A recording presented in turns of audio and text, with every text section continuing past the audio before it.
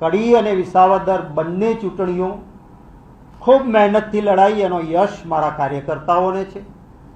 પરિણામ નથી આવી શક્યું એની જવાબદારીનો મેં સ્વીકાર કર્યો છે અને મેં થોડા સમય પહેલાં જ અમારા ઓલ ઇન્ડિયા કોંગ્રેસ કમિટીના પ્રેસિડેન્ટને મારું રાજીનામું મોકલી આપ્યું છે કે પરિણામ નથી આવી શક્યું એની જવાબદારીનો હું સ્વીકાર કરું છું.